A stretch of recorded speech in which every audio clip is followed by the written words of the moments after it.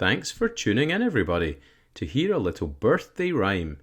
This one's about an incredible lady, so let me have 5 minutes of your time.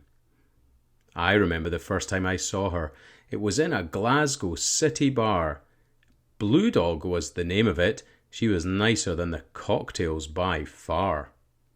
But perhaps it was those cocktails that I'm blabbing on about that gave me enough Dutch courage to finally ask her out.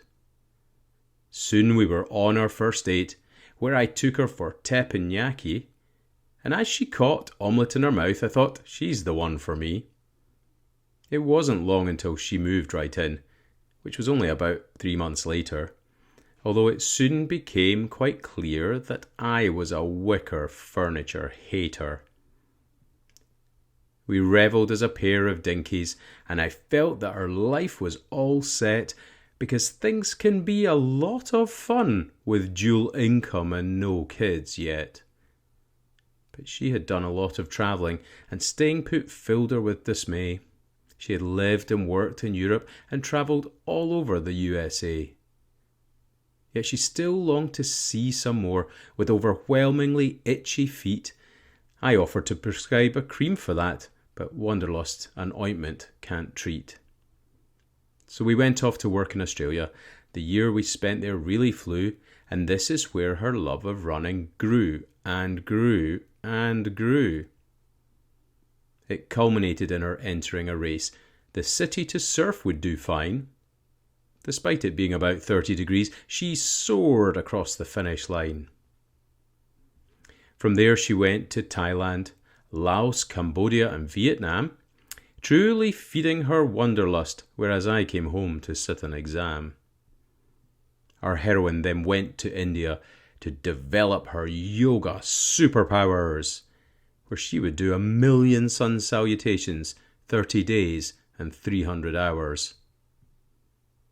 Then she flew back to Scotland and told me tales of being away, which were full of golden Buddhas, snakes, mopeds and namaste. We then left Glasgow behind us and moved through to the east, to the beautiful city of Edinburgh, an endlessly touristy feast. Our travelling yogi continued to run, but developed some passions anew by going back to university, doing not 1 master's, but 2. And once those degrees were done, she went on to do a PhD. How she managed to do all of this is, to me, a complete mystery. This took her off to work in Leeds, making academia her mission, where she taught entrepreneurship in a senior lecturer position.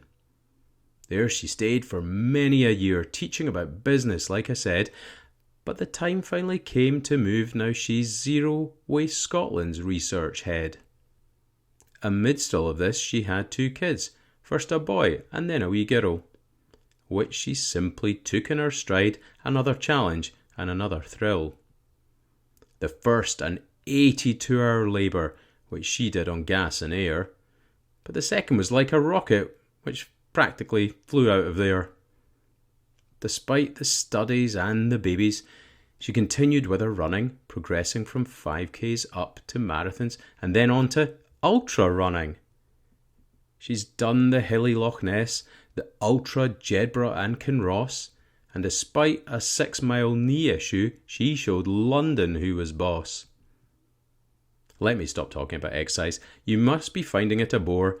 Instead, let's mention some other things like house plants galore. Yes, she loves her potted friends, and her home is fit to burst. If the place ever went on fire, I'm sure she'd rescue them first. I think if she were to win the lottery, she'd buy a little cafe, and it would sell tons of plants with enough books to make anyone happy. It would have space to practice sewing and a place to lay a yoga mat, as well as a secret door which led to a running machine in the back. But anyway, enough of all that. The main thing I'm trying to say is to explain the significance of this important and special day. You see, it's the 5th of November, which we know as Guy Fawkes Night, but it's also our protagonist's birthday, and this is her day, right?